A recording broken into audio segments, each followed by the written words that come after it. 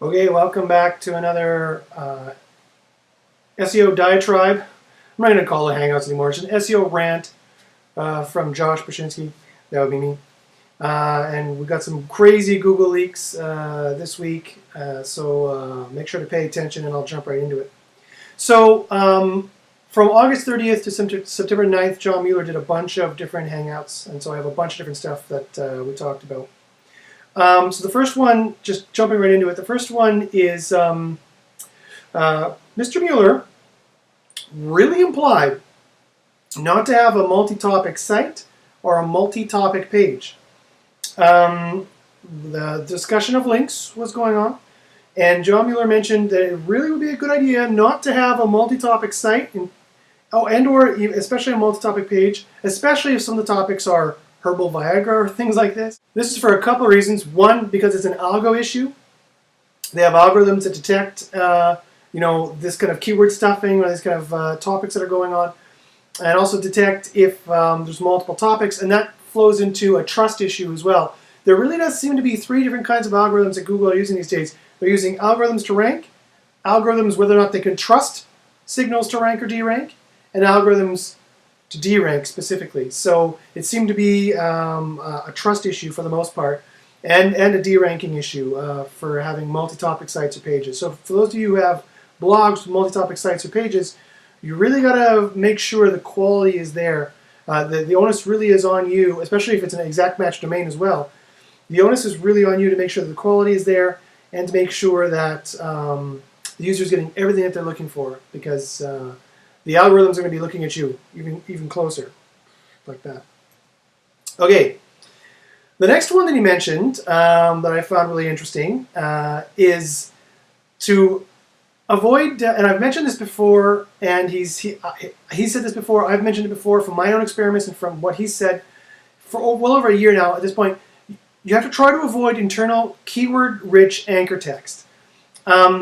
Especially if a link to that page is already in the navigation, you put another link to it and another one with highly commercial, high obvious SEO'd, keyword-stuffed, rich anchor text. This is strictly an algorithm issue for the keyword stuffing algorithms they have, including Penguin to a limited degree. For the limited degree, it looks on-page stuff. And John Mueller mentioned to avoid it specifically. He's mentioned a bunch of times not to do that, both in the forums and in the Hangouts. So it really is a good idea to avoid that. To make it perfectly clear, linking to another page in the text is not a problem. And just saying, this is my Red Apples page, great. But having a paragraph that reads like, and if you want to go anchor text, buy Red Apples, links to your Red Apples page, make sure you go here for the best Red Apple review, that's another anchor text. That's the kind of keyword stuffing that barely helped in 2008. Doesn't help now at all. In fact, it only hinders. So if you have that kind of anchor text where it's clearly just there for an SEO purpose and sounds redundant when you read it, especially if you already have a link in the navigation, you definitely want to remove that. Okay, moving right along. Panda, the terrible Panda. I know I keep harping on Panda. I know you guys are tired of me talking about it. But quite frankly, most customers who come to me who have site problems, they think it's links, they think this hit them, they think that it's usually Panda. Panda is the major culprit these days. And the reason is because, and somebody asked John Mueller on September the 9th, I have this site, it's been around for a long time, and suddenly it's gone, why? It's fine. And then I look at it, it's been hit on a Panda date, why is it a Panda problem?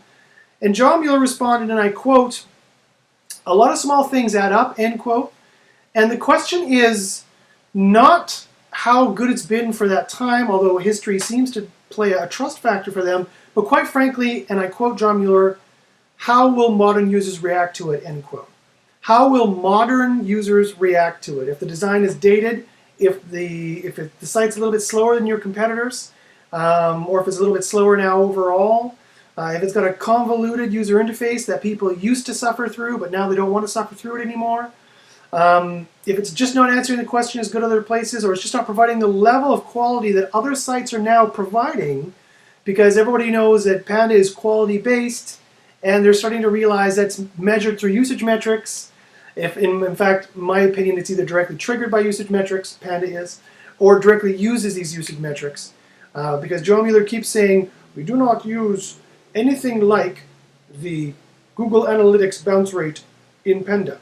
He said that a bazillion times. Okay, well clearly, if he's being so specific, it's the first key in determining whether someone is lying if they have a lot of tells. And one of the tells is they're awfully specific. And he is always very specific to say it is not nothing like the Google Analytics bounce rate. Okay, well that tells me it's like some other kind of bounce rate. And of course, my tests have already shown and proven, I have experiments to prove exactly what kind of bounce rate it is, and I'll be talking about that a little bit further on in a second, exactly how you can tell how your site has been hit by Panda or is at risk for being hit by Panda. The actual true bounce rate that Google is apparently using and how you can get access to that in Google Analytics. It's not the bounce rate you think. I will talk about that in a second. While I'm thinking about it, by the way, if you have any questions for me at all for SEO related, or you just want to say hi, you want to come visit me in Canada, whatever, you want to talk about ultimate fighting and MMA and stuff, that's fine by me. I follow that stuff. I do martial arts. So you can email me at, or SEO related, really is usually what we do, but whatever. I don't want to limit it. You can email me at joshbachynski@gmail.com. You can also follow me at Twitter at joshbachynski. And last but not least, you can always watch my videos at youtube.com/jbachins. That's JBACHYNS. So, I just wanted to put that out there before I forgot. So more about Panda. He also mentioned, however, so just getting back to that last point. So it doesn't matter how long your site's been around. It doesn't matter how good you think your site is. You really, really got, it doesn't matter how good. There's this one guy who came on the Hangouts once. And I'm not going to mention any names, but he said, we have the best lawyer site online. We have 400 lawyers answering our questions, blah, blah, blah, blah. And John Mueller is like, yeah, well, sorry, buddy. And the answer is that doesn't matter. If they can't track it through the usage metrics, it doesn't matter how good you think your site is. It's what your users think it is. It's not what any SEO, how good they think it is. It's not some subjective from the hip, maybe you should put this or that in there. It really has to be based on the usage metrics, and that tells you without lying. That's more scientific data that tells you how much the users like it, where they're clicking, what they're doing, when they're bouncing, how they're bouncing, why they're bouncing. You can tell all this from Google Analytics, the best free tool out there. Heat maps are really good to use as well to find this information. But I find I can usually tell through Google Analytics, which is a free tool, what's going on. So, okay, so now, and just because your site is old or because you think it's good doesn't mean it is. You have to choose. Look at your analytics. I'll tell you exactly which ones in a couple seconds. Now, before I get to that though, he did mention that Panda is, this is very interesting, he did mention that Panda is now device specific. Back in the day, in 2011, 2012, John Mueller and a bunch of people from Google would always mention you really have to make sure that your mobile stats were very good. Your mobile usage was very good. Why? Because Panda is usage based. And why? Because they were including mobile. Now they are not including mobile. Remember Matt Cutts put out in his Summer of Hell video in May 2013, they were essentially declaring war against SEOs again. He also mentioned that they were going to make some changes to many linking algorithms. I've talked about that many times. Go back and watch the videos.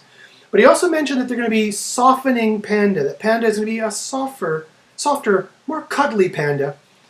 And people speculated as to how they would be doing that. Currently, Panda is a site-wide based algorithm. If the majority of your pages have bad usage metrics, it seems to me at some magic number, 51%, 52.3489%, no one knows what it is. But if enough of your pages have poor usage metrics, either in general and or in comparison to your competitors, no one knows about that either. They know it's relative in some degree. They don't know exactly how or to what degree, in what sense, on what level. But if some degree of your pages, some majority of them probably, have poor usage metrics in some way, shape, or form, which I am about to share in a bit, the whole site's hit by Panda. That's why they say bad pages are boat anchors when it comes to Panda. They've been saying that for 2 years. Google people, white hat people who know Google, they've all been saying that. So, previously the problem is that mobile was included in that usage metrics, and people didn't realize how much mobile traffic they were getting. In fact, I recently, for the first time, I've had a customer who had over a million views in the last few months that were mobile. Mobile phone traffic was his highest traffic. And it wasn't a young demographic, and it wasn't Asian-based demographic or European-based demographic. It was an American demographic, and it skewed female was his highest demographic. And by far, like almost by 100%, by about 60% above. So he had about over 1 million. The closest was like 400,000 desktop. He had 1 million mobile. So you can't underestimate your mobile traffic, one. Two, you can't underestimate how much your mobile viewing typically sucks. It sucks. Sucks. S-U-X. You can't underestimate that. You have to check the bounce rate, the time on page, the number of average pages visited, the returning visitors. Usually it's all worse than your desktop traffic. Even if you have a mobile design, you throw up a mobile design and you think you have a good mobile design, but you really don't. You have to look at the usage metrics. So it used to be that mobile was part of Panda. Now it's separated out. So I don't know if this is good news or bad news for you, but it's separated out into bad mobile usage stats will equal bad mobile rankings, including speed, including redirects, including hops, or all those kinds of things.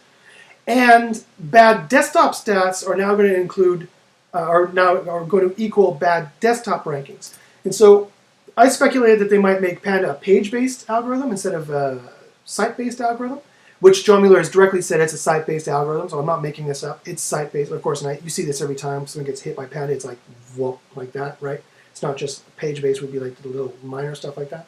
Usually, that's why we look, unless only one page of yours is ranking, you're not ranking for any long tail. But lots of customers are, but it's always like that. And so it looks to me site-based. It seems to me site-based.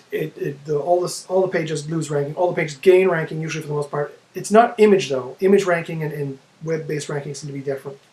Although also often image-based ranking is kind of like a canary in the coal mine. If your image-based ranking changes, if you're even checking your image-based rankings in Google Analytics, you can separate it out between web-based and image-based.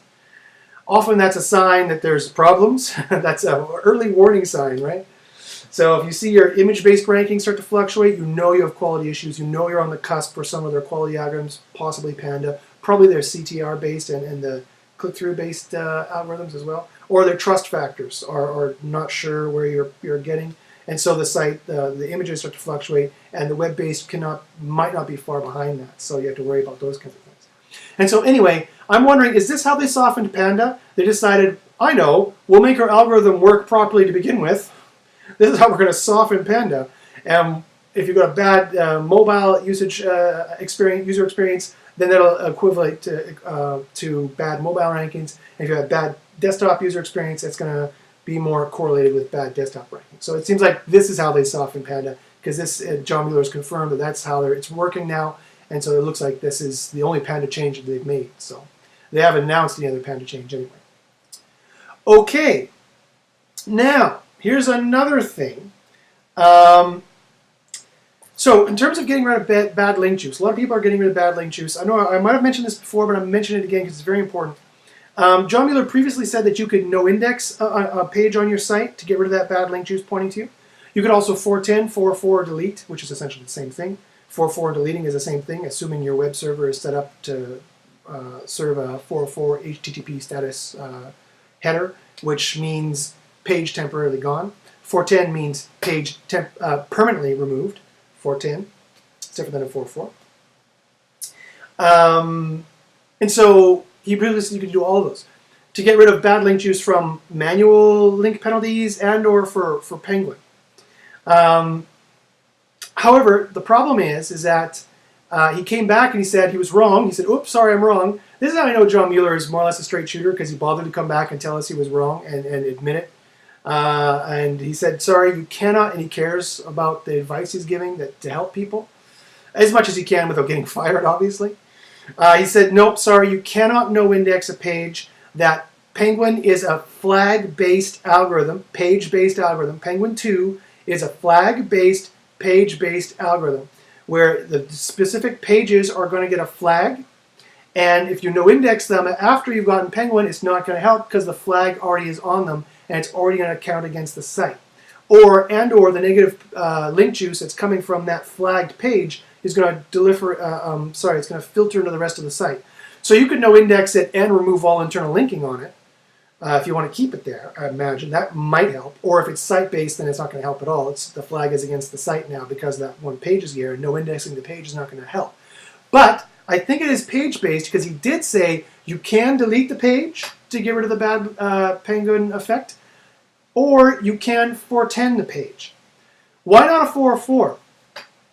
Well, essentially, the problem with the 404, he says, is that Google's going to come back and try and spider it a bunch of times, and it's not going to remove it for possibly a number of months, depending on how quickly Google comes back to your site. Because 404, again, means temporarily removed, and so Google thinks, well, it's only temporarily removed, we'll keep trying to spider it. This is straight from John Mueller. After he talked with the developers who told him, no, John, you're wrong, go back and tell these people you've made a mistake, and he did.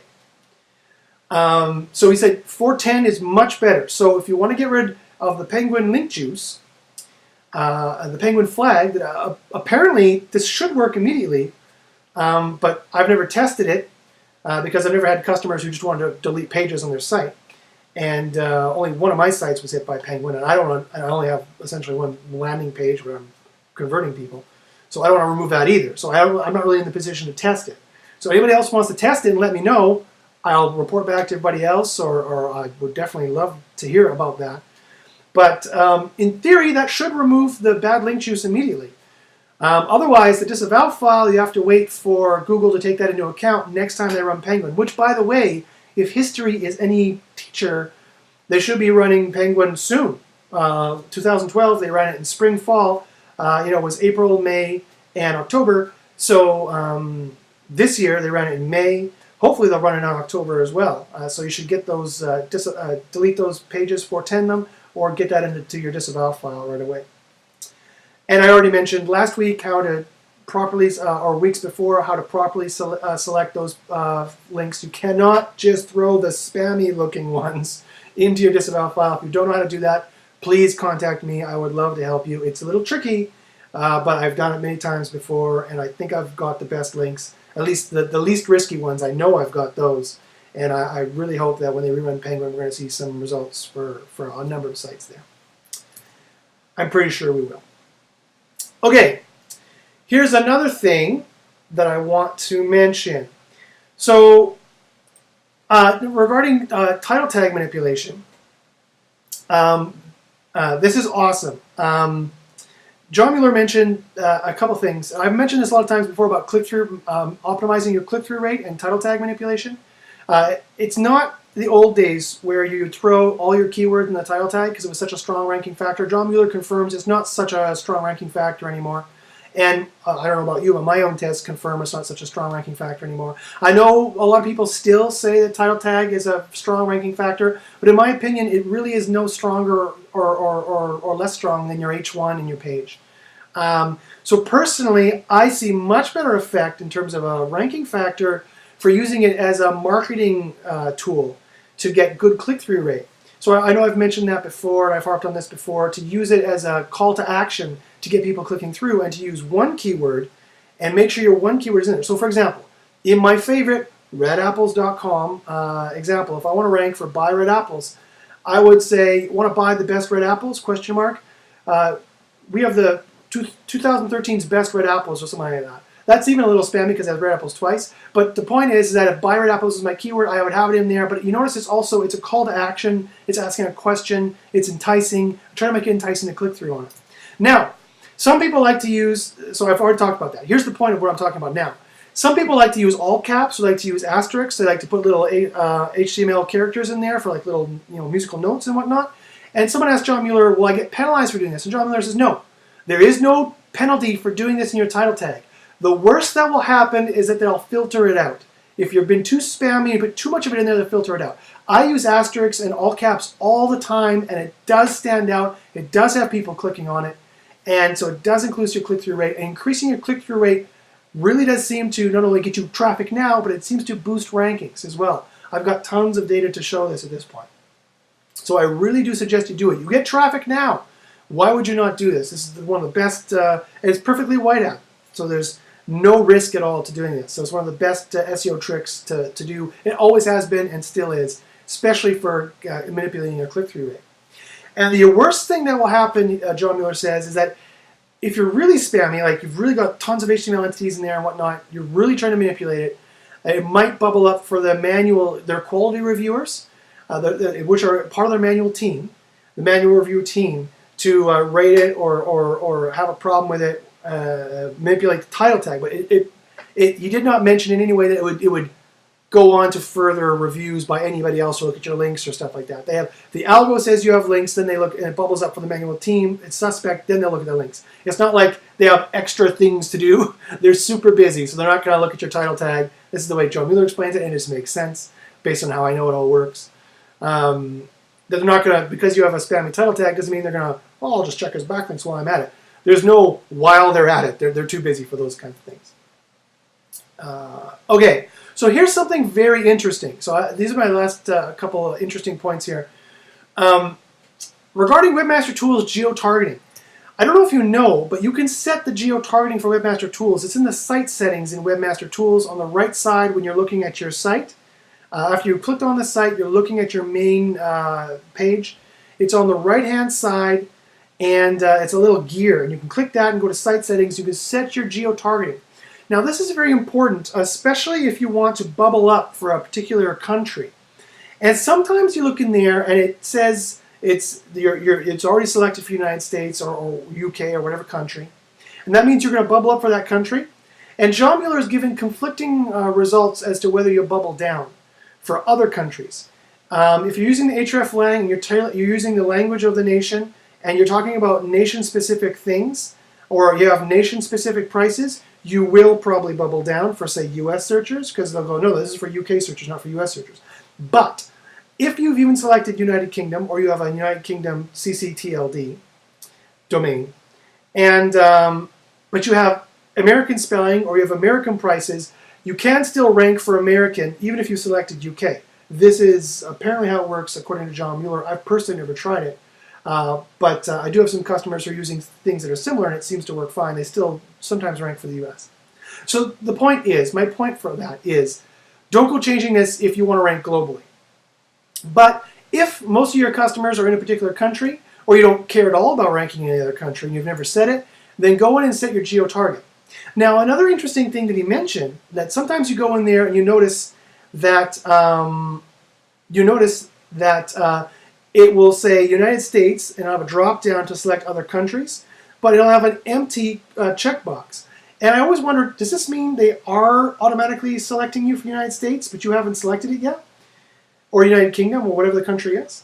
And I asked John Mueller, and finally he answered, he said, yes, this is what this means. It means that they've automatically detected that you're probably most relevant for whatever country it is, let's say United States, and so they're bubbling you up for United States, and they may actually be demoting you for other countries. And if you confirm it, then definitely that's the way they'll keep doing it. And so and he said, and I quote, if you want to rank globally, you have to go in and actually select no country or none selected. And that way they'll know that, no, you're not special for that country they think you are. They want you to rank normally for all countries. So that could be, so check your Webmaster Tools, your site settings on the right side, and then your geo-target to see what they've selected for you, because it can make a difference, so it could be important for you. If you want to bubble up for a particular country, or if you want to be neutral for all countries. Okay, another interesting, very interesting thing that leak that John Mueller was nice enough to give us was that he implies that usage can beat authority. Have you ever wondered why some sites that say have like only 30 links beat out sites with thousands of links? And John Mueller was asked this question, and he mentioned that he confirms that this can happen, and that they know about it. This is how they want it to work, Google, so to speak. And he implied, not directly, but by implied by, people have to like the site, that kind of things. He implies that usage and social rankings can beat out authority because if they are more relevant signals, and if you think about it, they are more relevant signals because they're a more direct indication of whether people are liking that site. And so, I've mentioned this before, but this is again another direct leak, another direct mention from John Mueller that yes, it's not about just hammering the link algorithm again and again and again. Obviously, you need links, They have to be the most trustworthy links possible. And if failing that, they have to be able to be removed immediately. That would be the most powerful black hat linking you could do. Links that the link juice either from the source or from the target you can remove immediately in one click of a button, or a couple clicks. But the point is that that's not the only algorithm they're using these days. And in fact, in some niches, in some verticals, it might not even be what you need to rank. They might have already selected, okay, we're going to put these 3 highly linked pages. Now let's put some social pages up there. Let's put some ones that are recommended by social. And the usage algorithm affects all of these sites, the various usage algorithms. The click-through rate usage algorithm, which has to do with the bounce to SERP rate, which I'm going to talk about in a second. And, of course, Panda, which is their quality or usage algorithm as well, which either uses that as a trigger or seems to use that in part of the algorithm as well. In fact, in my opinion, the more I hear John Mueller talk about it for the last year, not just a couple times, for the last year, it really seems to be it's all usage metric based, because that would be the easiest. That would make the most sense now that they have the machine learning to do it, the hardware to process it, and they have all the data they need from Chrome, from Firefox, from people with the toolbar installed, from just tracking when you come back to the SERP, all those kinds of things. So that's my opinion. I know that I can manipulate that, and people have manipulated that in a white hat and also a black hat way to increase their rankings and also to derank other people. But I didn't say that. It didn't come from me. Yeah, so I know that something in there is working, something along those lines. Whether it affects Panda or not, it really seems to, because we do this kind of stuff and Panda seems to get better, but it's hard to actually nail it down exactly what's going on, but it looks like something like this is going on. So, again, John Mueller directly implies that usage and social can beat out authority, that it really these days it's about a multiplicity of signals, not so much just keep hammering the link signal, and in fact that just starts to hurt you at some point. It increases your risk exponentially the more you do it. And you really you can't ignore these other signals now. You've got to move into either making your site better and or really manipulating that in a very clever way, or both. And if you want to know about how that works, by all means, please email me. I'm doing it now, and I'm doing it effectively now.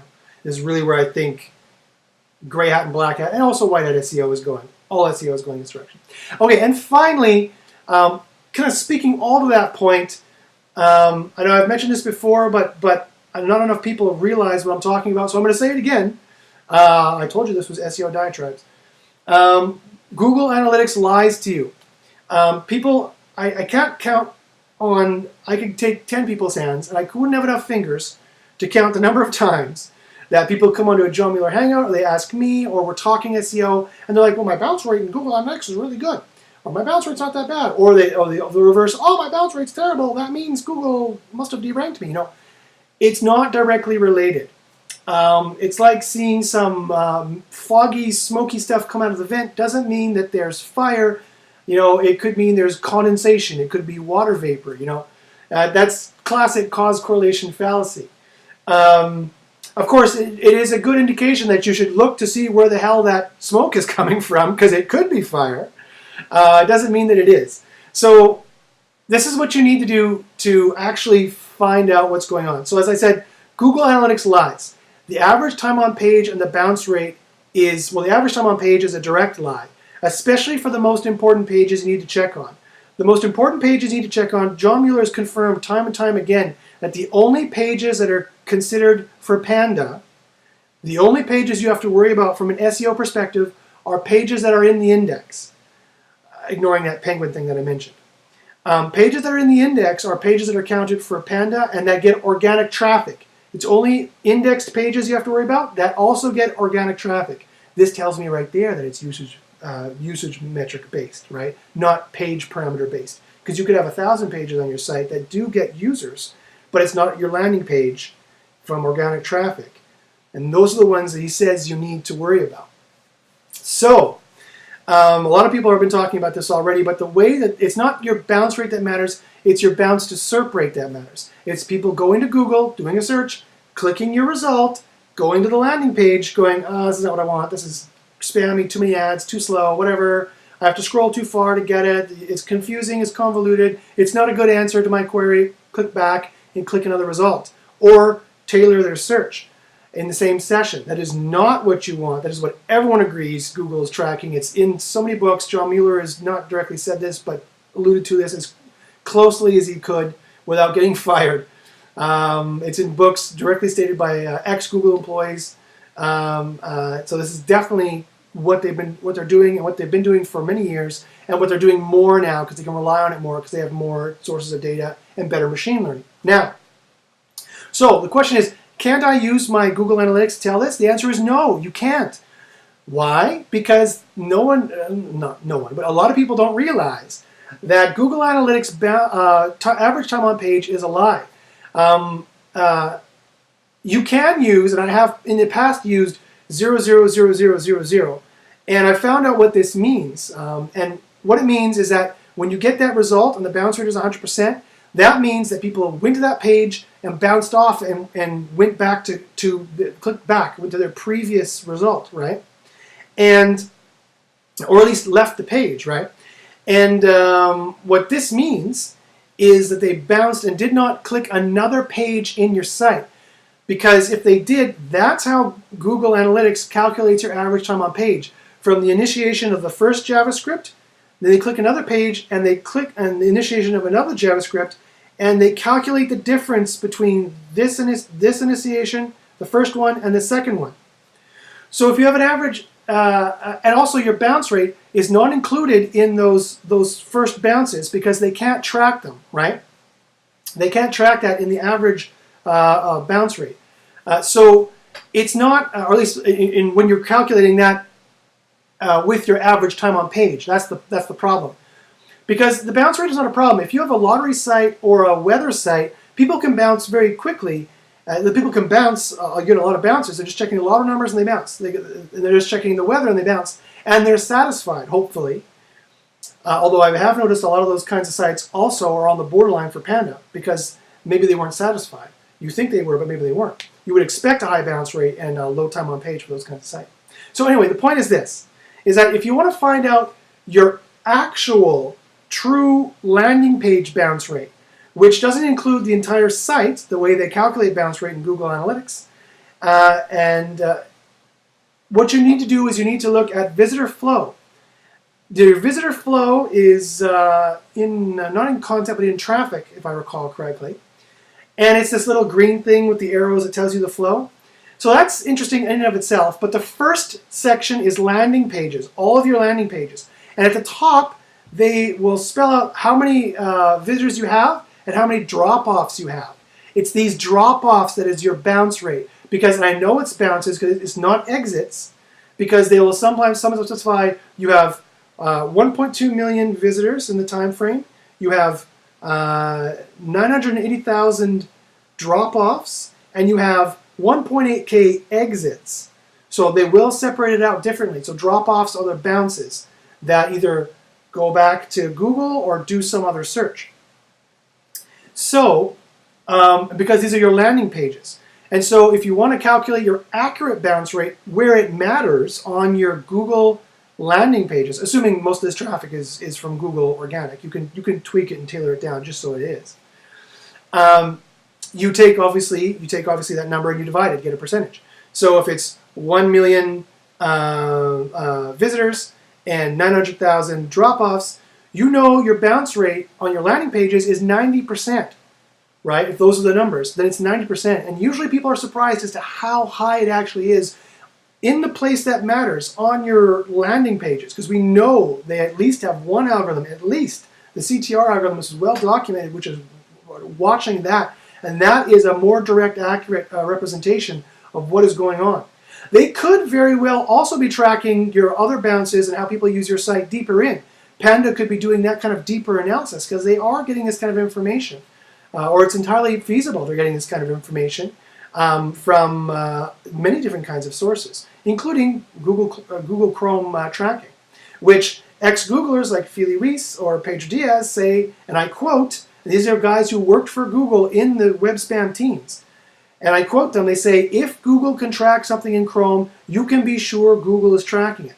Of course, they're not going to track your individual IP, I would hope. They would concatenate that data and consolidate that data the way they say they're going to do in their terms and conditions. Of course, you read that before you installed Chrome, right? That's what they say they're going to do in there. Everyone assumes they're going to use it for, who knows, stats? Well, this is a stat they can be using it for, and they now have the hardware to process it. Again, I don't have direct confirmation of that, and so I don't know if they're using the bounce rate deeper in, but we know it's very clear at this point that they are using the landing page bounce to SERP rate, and the standard bounce rate you'll find in Google Analytics is not an accurate representation of that. If you believe what I'm talking about, or at least you want to check it, if you want to get an accurate representation of that, you have to go to visitor flow, and you have to divide. There's nowhere else that you can get in Google Analytics unless you make a special segment. And you have to check the drop-offs and the actual visitors on your organic landing pages, and this will tell you actually how much people are bouncing back to Google. And then you need to install some extra software to see what your actual average time on page is, and this will give you a much better idea if people actually like your site, regardless of what you think, how quality it is, regardless of what an SEO guy, just like me or anybody from the hip says it's spammy or not, whatever. The data will tell you. The data doesn't lie. Okay, so that's how you get the data. I hope you can use those science-based tips. Again, if you have any questions, you can always email joshbachynski@gmail.com. Follow me at Twitter at joshbachynski, or again, watch all my other YouTubes. I got lots of crazy Google leaks and other videos on my YouTube, /jbachins, JBACHYNS. I wish you good luck in the SERPs, and we'll see you again soon.